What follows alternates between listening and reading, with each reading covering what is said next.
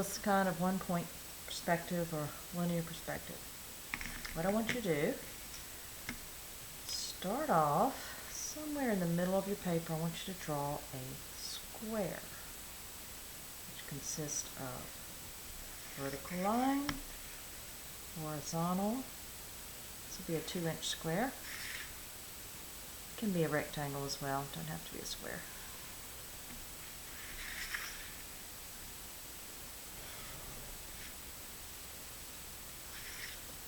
Okay, next I want you to draw what would be a horizon line or a horizontal line going from one side of the paper to the other, and I want you to do it in pencil. I want you to go behind this box here.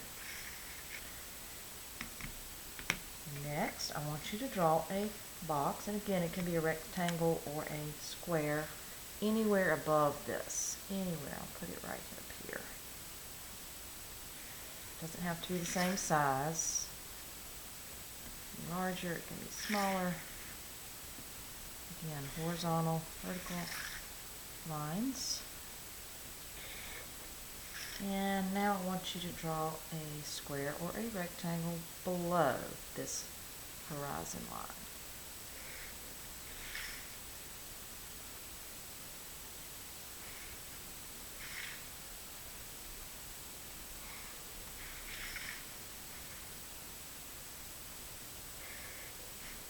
Whoops, went a little too far. That's okay. You do it in pencil, then you can erase that. Okay, on this line, anywhere you want, you're going to draw a dot. And this is going to be our vanishing point. Again, it does not have to be right in the center. You decide where on that line the vanishing point is. I'm going to start with this one right here that we did it first. Think of this as a line. We have horizontal, vertical, horizontal, vertical. Anytime that line changes direction, you have a corner here, you're going to line that up, that corner with the vanishing point, and very lightly with your pencil, because you're going to erase some of this. I'll do it a little darker so you can see, but you're going to draw a line. Same thing down here. That has a clear shot to the vanishing point, and you're going to draw a line. And we can go ahead and erase inside here for now, or we can wait a little bit. Alright, let's go up here. Let's look. This one needs one, goes all the way. Same dot. This one has a clear shot. And if I line this up, yep, that has a clear shot as well.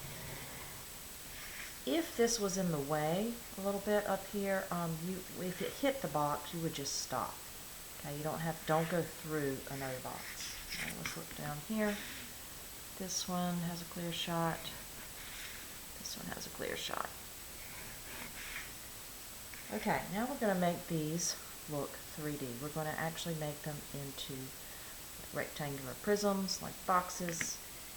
How do you do that? Well, let's start up here. Doesn't matter which one you start with. You go up to the original shape, and you look at these two guidelines, and you look at the direction of the line that is connecting it, and that is vertical. I'm going to start here. I'm going to slide my ruler down, and you decide how deep you want your box to be. I'll make it about this deep, and stop. Alright, I take these two guidelines. I go back up to the original line that is connecting. It is horizontal, and I'm sliding my ruler down, and where I stop there, like this. So you are repeating this line here, you're repeating this line here.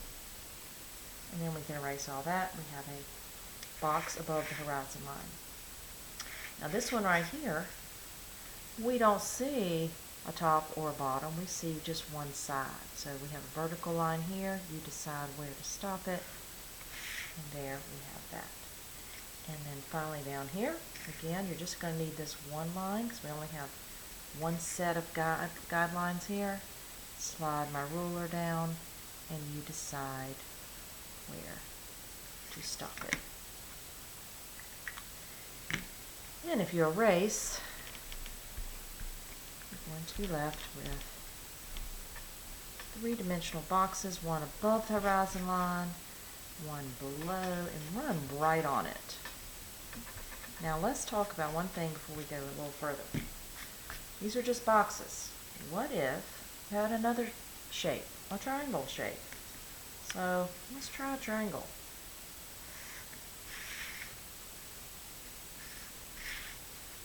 The triangle first.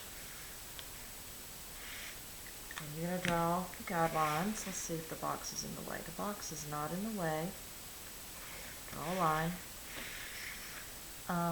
This time the box is in the way, so watch what you do. It's called a partial line. You just draw a line here, and when it hits that box, you stop. Now, am I going to make a vertical line here? No, you're going to do a diagonal. Go back up here, look at that line there. It happens to be diagonal. And you can decide. Maybe this box is sitting right on top of that triangular form there. There you have it. Now, how can we make these look more three-dimensional? We know they're three-dimensional. We can make them even more three-dimensional, and that is through shading. So what you can do is you can, you need a light source. So here's going to be my light source. And if the lights come in here, this side of the box will be the lightest. So you could shade with pencil. You could use color pencil. But this will be the very, very, very, very lightest. Really, really light. I would say this would be darker.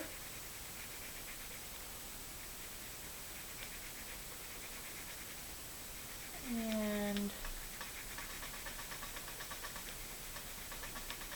I would say the underneath side would be the darkest. So you'll have three values: light, sort of a medium here, and then really, really dark here.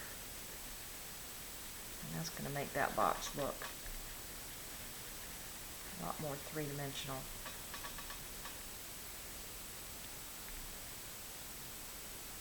Okay, the same thing with this one.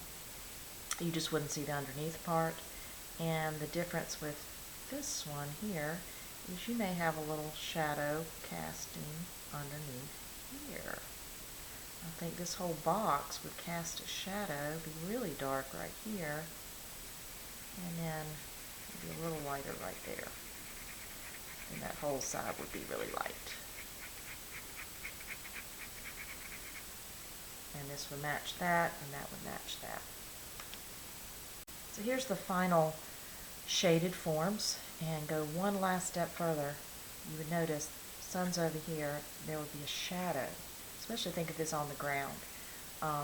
What's the direction? It comes from the sun. Don't worry about the vanishing point with the shadow, but it's coming from the sun. So here would be this shadow really dark next to the box. It's a flat shape. Get a little bit lighter. Here's the triangular shadow, and here is this up. There we go. Like that. Next, we're going to learn how to create a landscape using all the 7 perspective techniques.